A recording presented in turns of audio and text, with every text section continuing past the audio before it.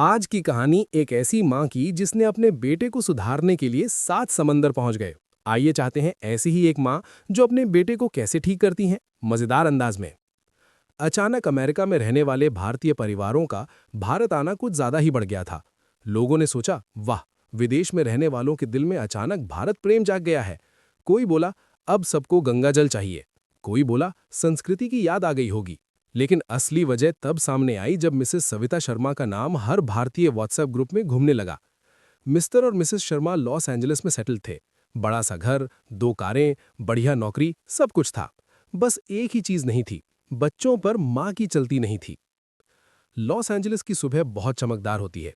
ऊंची इमारतें, चौड़ी सड़कें और हर किसी की जिंदगी बहुत तेज।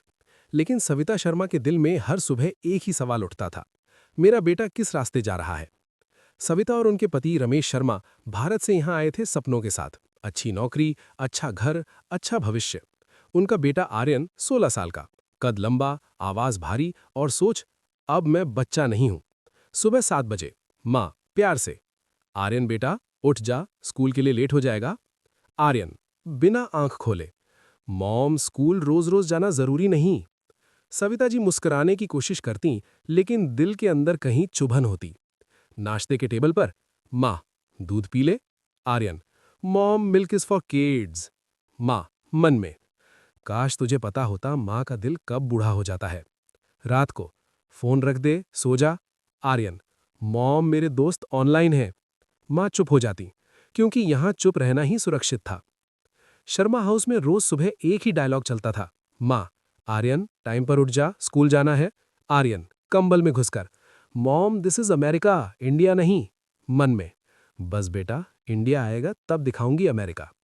शाम को फिर वही कहानी, माँ फोन छोड़ किताब खोल। Aryan, mom school is overrated.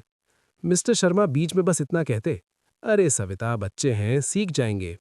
Savita ji मन ही मन सोचती, सीखेंगे पर इंडिया में। दिन जिसने सब बदल दिया। एक शाम सविता जी सुपरमार्केट से लौट रही थीं। दूर से उन्होंने आर्यन को देखा, दोस्तों के साथ हंसता हुआ और हाथ में सिगरेट। उस पल माँ का दिल धक से रह गया। घर आकर उन्होंने कुछ नहीं कहा, खाना बनाया, टेबल लगाई। लेकिन रात में जब आर्यन आया, माँ कांपती आवाज में, आर्यन आज जो देखा वो सच था। आर्यन लापरवाही से, मॉम इट्स नॉर्मल। वही पल था जब माँ के अंदर की भारतीय माँ जाग गई। झाड़ू उठी और कहानी 911 तक पहुंच गई। पुलिस आई, माँ को गिरफ्तार किया गया। जेल की ठंडी दीवारों के बीच सविता जी एक ही बात सोच रही थीं, इस देश में बच्चे सुधरते नहीं, माँ फंस जाती है। जमानत पर बहान आई, लेकिन माँ का इरादा नहीं बदला। पहली चाल, एक दिन बड़े प्यार से बोली, आर्यन बेटा चलो इंडिया घुमाएं। जयपुर में नानी याद कर रही हैं। आर्यन खुश, कूल, इंडिया ट्रिप।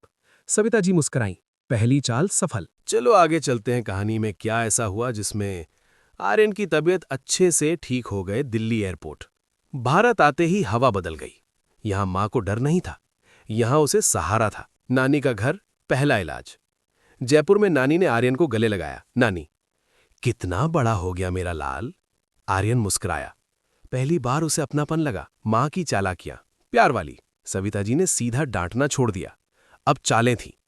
सुबह मंदिर जाना, रिश्तेदारों की कहानियां, पड़ोसी अंकल के ताने और सबसे बड़ी चाल, खुद चुप रहना। एक दिन आर्यन बोला, मॉम आप अब कुछ कहती क्यों नहीं। मां धीरे से, कहना तब जरूरी होता है जब सुनने वाला हो। जैसे ही इमिग्रेशन से बाहर निकले, मिसेस शर्मा ने चुपचाप चप्पल उतारी।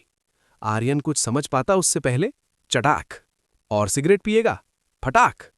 आर्यन चिल्लाया, पुलिस हेल्प। पास खड़े पुलिस वाले ने पूछा, क्या हुआ बहन जी। मां बोली, ये नालायक सिगरेट पीता है।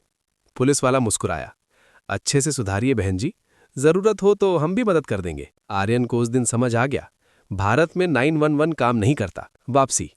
यूएसए लौटते वक्त आर्यन ने एयरपोर्ट पर मां के पैर छू लिए। मॉम आपने मुझे बचा लिया। सविता जी की आंखें भर आईं। जयपुर नानी के घर में रोज क्लास लगती थी। मां, सुबह 5 बजे उठ। आर्यन, क्यों। क्योंकि सूरज उठता है। नानी, और लड़का भी। मां ने नई नई चालें चली, मोबाइल छुपा देना, इंटरनेट रात में बंद, रिश्तेदारों से देखो इसे कहलवाना, पड़ोसी अंकल से प्रवचन दिलवाना। आर्यन झुंझलाता, mom you are tricking me.